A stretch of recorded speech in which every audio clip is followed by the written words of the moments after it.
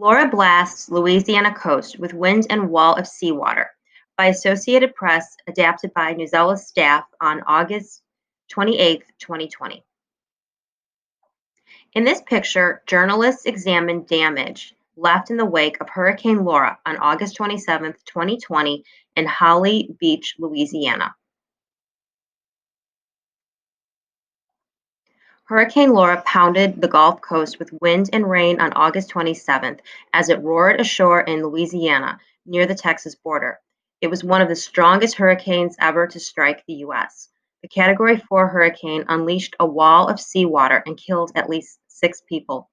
There are 5 categories of hurricanes on the Saffir-Simpson hurricane wind scale, which measures the strength of hurricanes. Category 1 has the lowest wind speeds and projects the least amount of damage. Category 5 has the highest wind speeds and projects the most catastrophic damage. Louisiana took the brunt of the damage when the storm barreled over Lake Charles, Louisiana. Laura's powerful gusts blew out windows and tall buildings and tossed around glass and debris. Police spotted a floating business that hit a bridge. Drone video showed water surrounding homes with much of their roofs peeled away.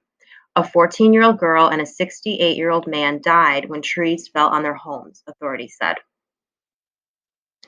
The hurricane's top wind speed was 241 kilometers per hour, or 150 miles per hour. This put it among the most powerful storms on record in the U.S. Laura weakened into a tropical storm, which has lower wind speeds between 63 and 118 kilometers per hour, that is, 39 and 73 miles per hour, 11 hours after landfall as it moved toward Arkansas. Landfall is when the center of a tropical cyclone hits the coastline. It's just destruction everywhere. It looks like 1,000 tornadoes went through here. It's just destruction everywhere, said Brett Gaiman. He waited out the storm in Moss Bluff, Louisiana, near Lake Charles. He said when Laura passed over his house around 2 a.m., it sounded like the roar of a jet engine. There are houses that are totally gone. They were there yesterday, but now gone, he said. The morning after the storm, smoke began rising over Lake Charles. Authorities responded to a chlorine leak at a chemical plant that manufactures toxic chemicals used in household cleaners. A full assessment of the damage done by the storm could take days. Wind and rain blew too hard for authorities to check for survivors in some hard-hit places. More than 700,000 homes and businesses did not have power in Louisiana and Texas on the afternoon of August 27th, according to the website poweroutage.us. The site tracks utility reports. Forecasters had warned that the storm surge of 15 to 20 feet would be unsurvivable and could push 40 miles inland. A storm surge is an abnormal rise in sea level caused by a storm.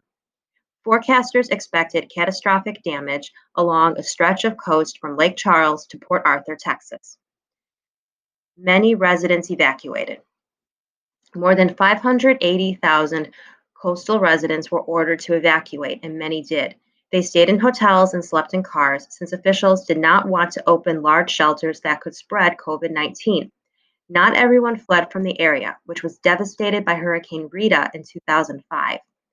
In Cameron Parish, Louisiana, where Laura came ashore, 50 to 150 people refused to leave and planned to endure the storm, said William Nungesser. He works with the state's governor.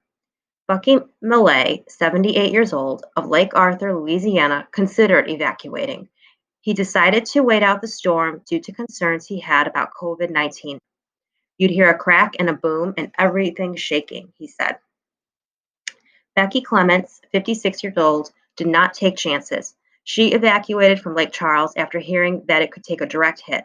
With memories of Rita's destruction almost 15 years ago, she rented a house hundreds of miles inland. FEMA ready to help. The devastation afterward in our town and that whole corner of the state was just awful, Clements recalled about Hurricane Rita. Whole communities were washed away, never to exist again.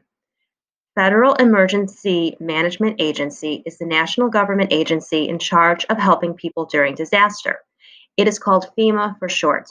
Pete Gaynor, who helps lead FEMA, said the organization had resources ready to help survivors. Louisiana Governor John Bel Edwards mobilized the National Guard to help, and State Department of Wildlife crews had boats prepared for water rescues.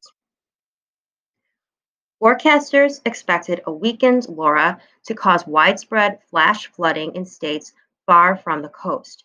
Flash flooding is flooding that occurs very quickly and is often caused by heavy rainfall. Little Rock, Arkansas expected gusts of 80 kilometers per hour, that is 50 miles per hour, and lots of rain through August 28th. The storm was so powerful that it could regain strength after turning east and reaching the Atlantic Ocean, potentially threatening the densely populated Northeast. Laura hit the U.S. after killing nearly 24 people on the island of Hispaniola, including 20 people in Haiti and 3 people in the Dominican Republic. All 3 places are located in the Caribbean. It was the 7th storm to strike the U.S. in 2020, setting a new record for U.S. landfalls by the end of August. The old record was 6 in 1886 and 1916, according to Colorado State University hurricane researcher Phil Klotzbach. Laura was tied with 5 other storms for being the 5th most powerful U.S. hurricane.